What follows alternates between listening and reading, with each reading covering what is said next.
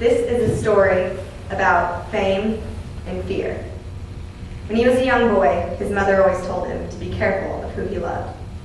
She always wanted him to be different, didn't want him to go around breaking young girls' hearts. And she knew he was different.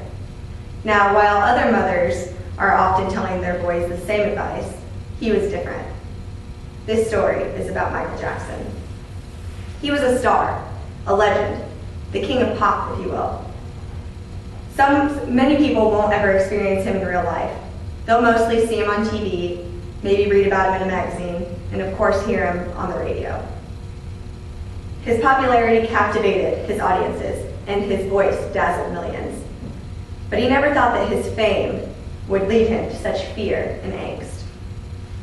Women often threw themselves at Michael, and often were outside his hotels, ready to pounce on him like a wild animal. Oh yes, Michael was used to everything, and he had seen everything. He lived his life in the spotlight, on and off stage.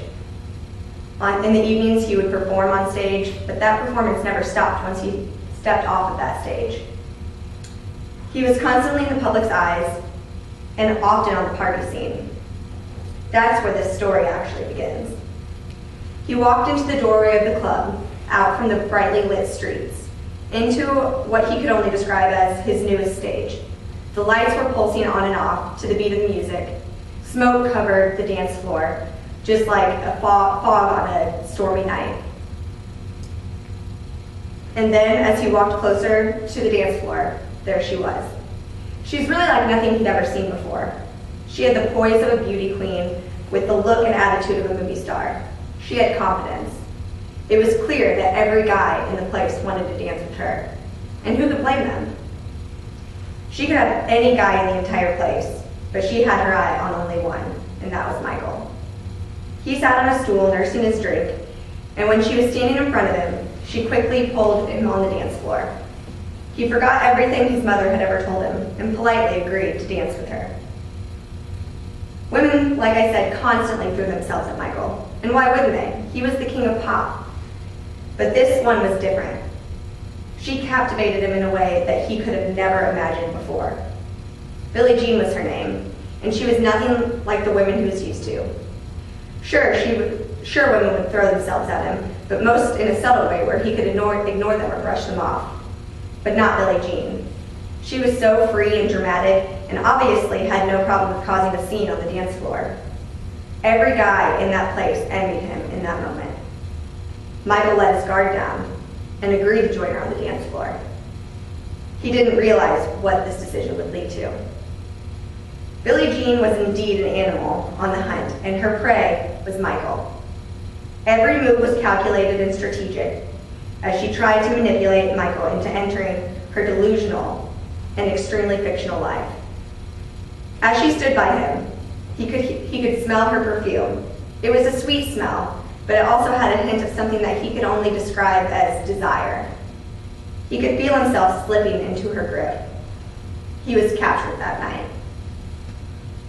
As had always been the case, Michael thought Billie Jean would just disappear from his life like any of the other women that constantly would be on the prowl.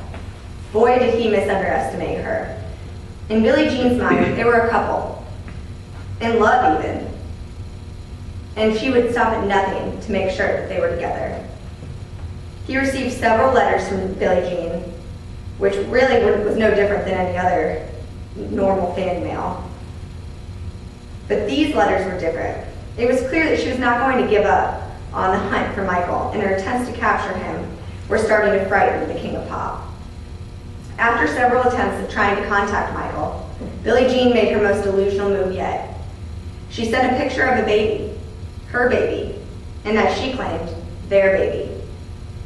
She claimed that Michael was the father of her son. She pointed out how his eyes looked just like her father, just like his father's. His father being Michael. Michael denies these claims, as he was used to the rumors and the claims that came with the territory of being famous. But he still could not shake the distress that haunted him.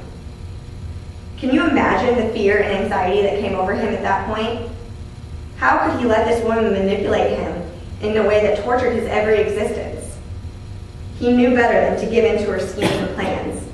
He grew up in the spotlight. He was used to this. But he couldn't escape her.